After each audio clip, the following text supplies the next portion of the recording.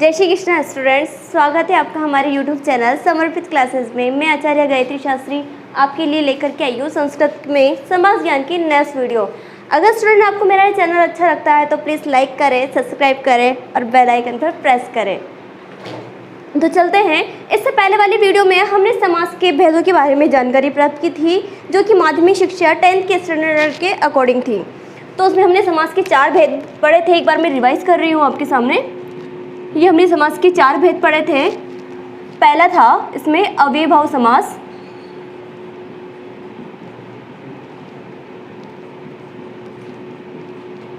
दूसरा हमने इसका दूसरा भेद पढ़ा था, उसके नाम के बारे में पढ़ा था तत्पुरुष समास। तीसरा था इसमें द्वंद्व समास और चौथा है हमारा बहुव्रीहि समास।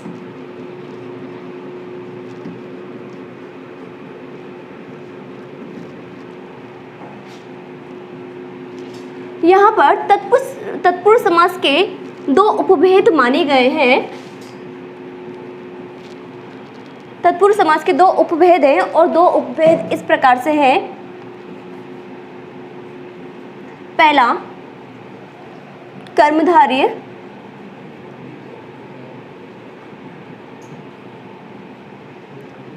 समास और दूसरा है द्विगु समास।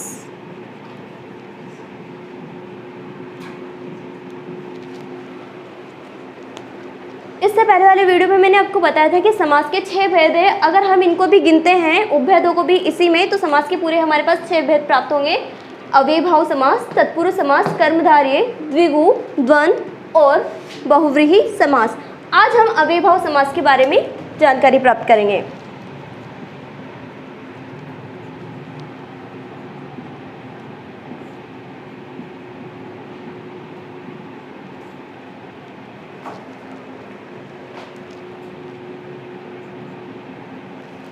इसकी डेफिनेशन देखेंगे हम।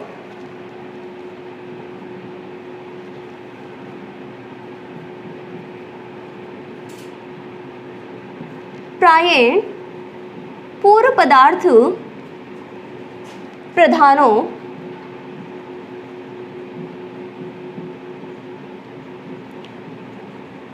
अव्ययी भावः।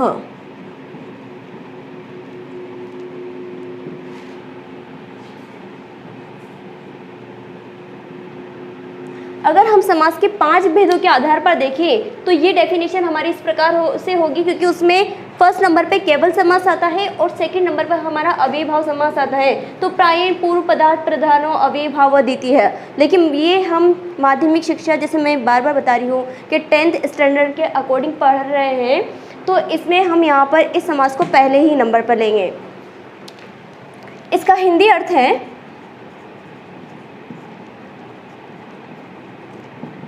जिस समास का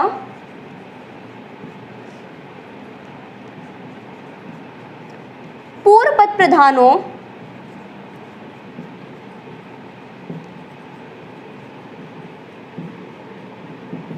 वो समास अव्ययभाव समास कहलाता है। कौन सा समास कहलाता है? अव्ययभाव समास कहलाता है।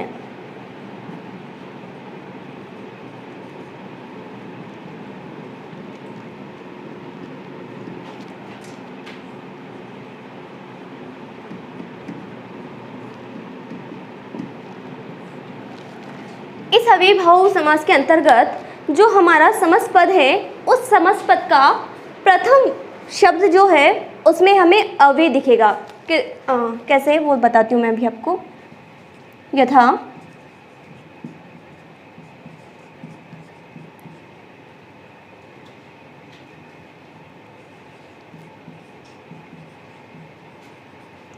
निर्जनानाम, यानी कि इस शब्द में निर हमारे पास अव्यय है, उपसर्ग है। अव्यय, उपसर्ग, निपात ये सब एक ही होते हैं और इस समास में अव्यय शब्दों का प्रयोग होने के कारण इस समास का नाम भी अव्ययभाव समास रखा गया है।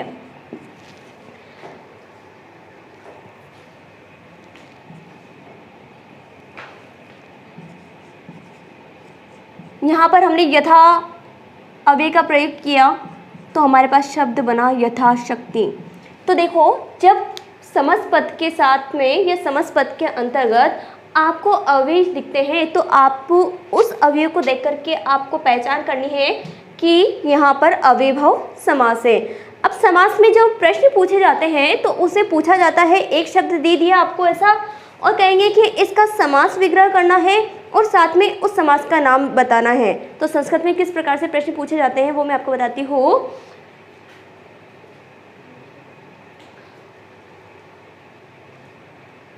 प्रस्तुत समासपदानां प्रयुक्त समास तत् विग्रह कृत्वा समासस्य नामानि लिखत। इस प्रस्तुत जो आपके सामने शब्द है उस शब्द में किस प्रकार का समास है उसका विग्रह करते हुए आपको समास का नाम भी बताना है। अब यहाँ पर हम अलग अलग अव्यय पदों के बारे में पढ़ेंगे। तो इस अव्ययभाव समास के अंतर्गत बहुत सारे अवयवों का प्रयोग किया जाता है, लेकिन हमारे सिलेबस में जो है हम उसी के बारे में पढ़ेंगे। तो देखो, उप का प्रयोग करेंगे यहाँ पर, उपसर्ग का, यथा शब्द का हम यहाँ पर प्रयोग करेंगे, अनुपसर्ग का प्रयोग करेंगे समास विग्रह और समास पद में। इसके अलावा हम यहाँ पर प्रयोग करेंगे प्रति का प्रयोग करेंगे, निरुपसर्ग का हम यहाँ पर प्रयोग करेंगे,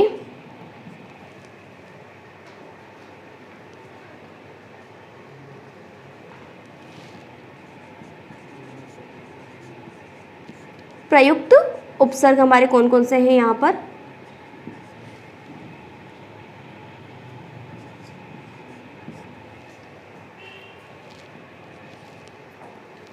चलते हैं आगे, एक एक उपसर्ग के बारे में हम यहाँ पर जानकारी प्राप्त करेंगे। सबसे पहले उप को लेते हैं हम यहाँ पर। उप उपसर्ग का मतलब होता है समीप, यानी कि जब भी समीप अर्थ की बात आएगी तो हम किसका प्रयोग करेंगे, यहाँ पर उपसर्ग का प्रयोग करेंगे, जिसका मतलब होता है समीपम, यानी कि समीप में या पास में।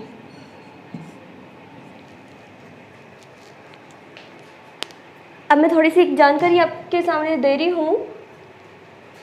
जो हमारा समास विग्रह है, समास विग्रह में दो पद होते हैं, एक पूर्व पद होता है, एक उत्तर पद होता है, और एक हमारा समास पद होता है, विग्रह पद होता है। समास पद के अंतर्गत हम अलग अलग पदों को एक करते हैं और विग्रह पद के अंतर्गत हम बने हुए पदों को अलग अलग कर देते हैं, यानी कि तोड़ देते हैं। लेकिन जब हम विग्रह कर रहे हैं तो उस विग्रह पद में हमारे पास दो पद होंगे, एक पूर्व पद, एक उत्तर पद। तो सबसे पहले हम यहाँ पर उपसर्ग के बारे में देखते हैं। ये हमारे पास हमारा समास पद है, ये हमारे पास विग्रह पद है। समास पद में उपसर्ग के साथ का मैं कोई शब्द लेती हूँ, उपकृष्णम।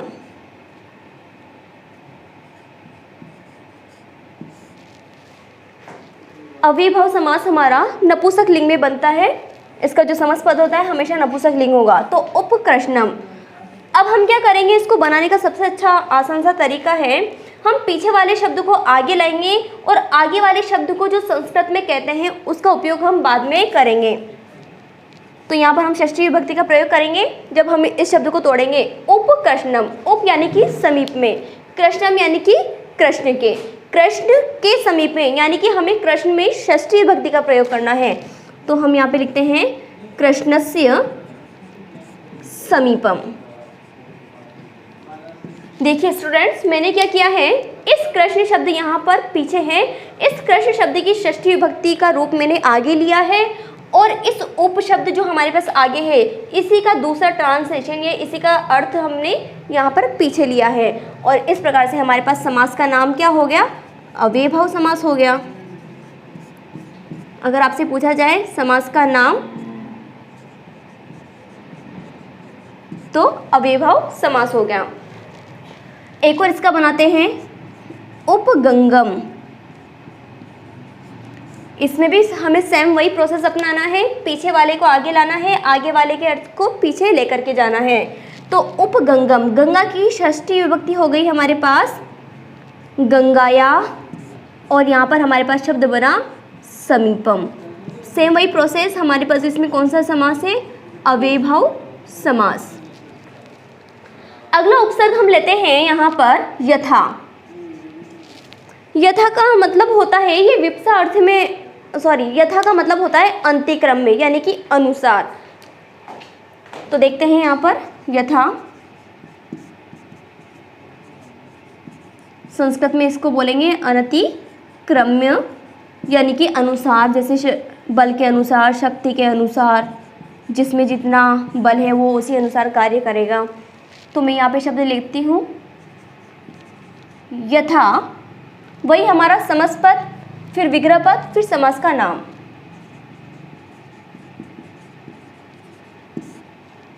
ये हमारे पास हो गया यहाँ पर हमारा विग्रह पद, और यहाँ पर समास का नाम आ जाएगा। शब्द है हमारे पास यथाशक्ति,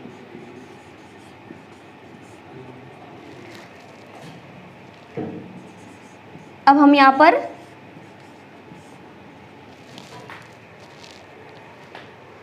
एक वचन का प्रयोग करेंगे, और यथा के लिए जो शब्द है अंतिक्रम्य, उसका प्रयोग हम बाद में करेंगे। तो शक्ति अनतिक्रम्य, और हमारे पास वही समास का नाम अव्ययीभाव आ जाएगा।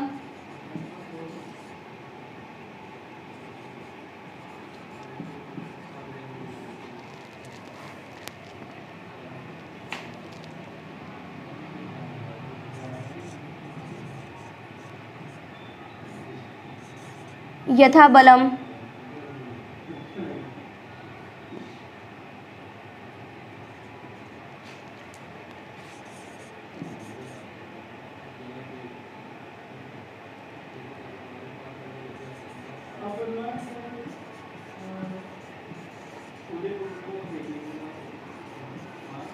बलम अंतिक्रम्य,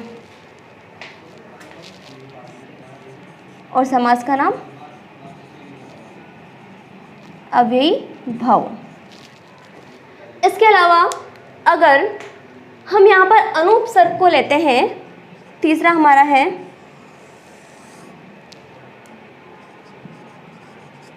अनुपसर्ग, और अनु का मतलब होता है पश्चात या योग्यम अर्थ में भी हम इसका प्रयोग करते हैं, पश्चात या योग्यम। हिंदी में बात करें तो पश्चात का मतलब पीछे या बाद में, और योग्यम का मतलब होता है योग्यता।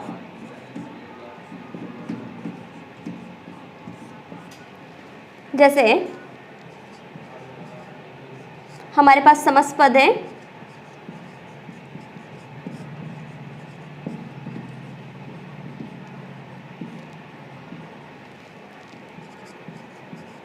अनुरूपम।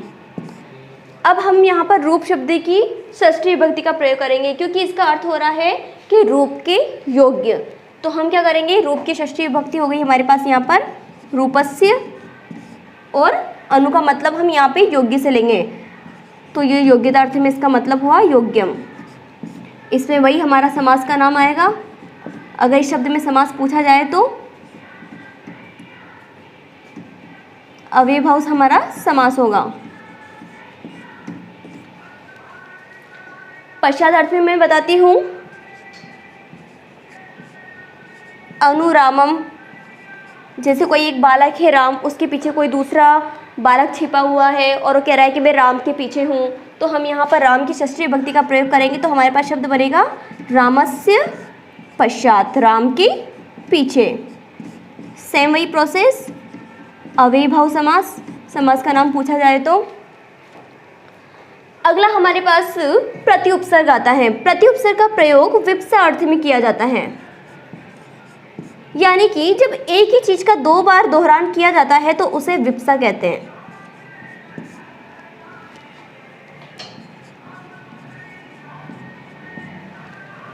देखते हम यहां पर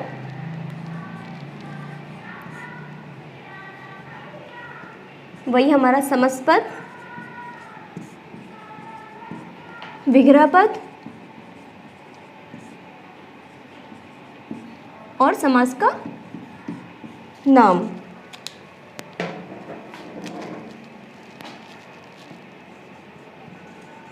प्रतिदिनम।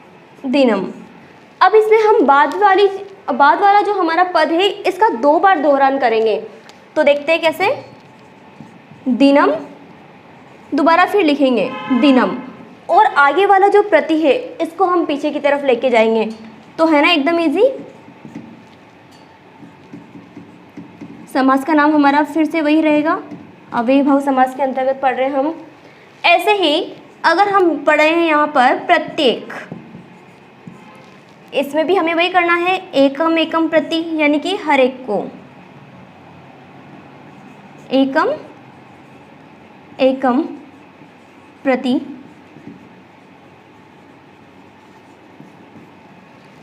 अगला उपसर्ग है हमारे पास निरुपसर्ग। निरुपसर्ग का मतलब होता है जब कहीं पर किसी चीज़ का अभाव हो या कोई चीज़ कहीं से रहित हो तो उसके लिए हम निरुपसर्ग का प्रयोग करते हैं, यानी कि इसका प्रयोग रहित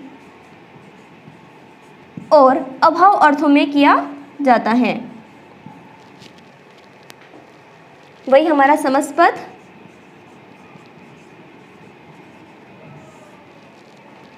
और विग्रह पद।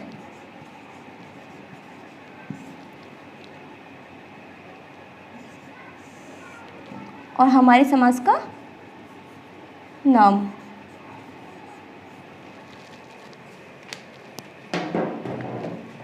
समास पद के अंतर्गत हम देखते हैं एक शब्द है निर्जनम।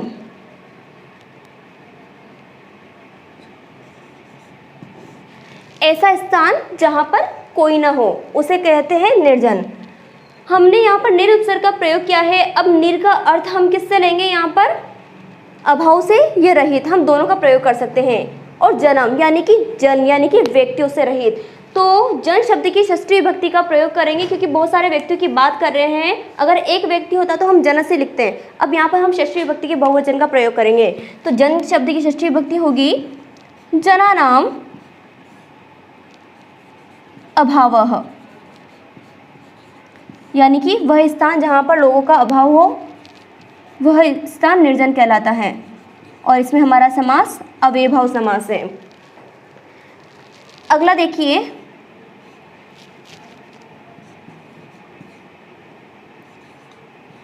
निर्बलम। ऐसा व्यक्ति जिसके अंदर बल का अभाव हो, या बल से रहित व्यक्ति भी कह सकते हैं हम।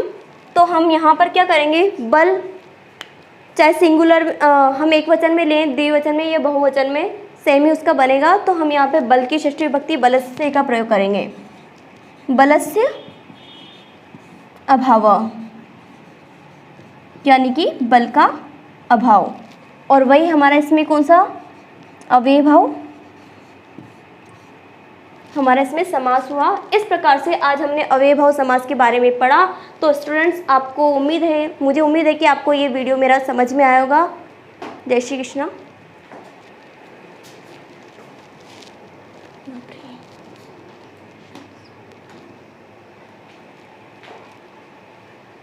दवा का वो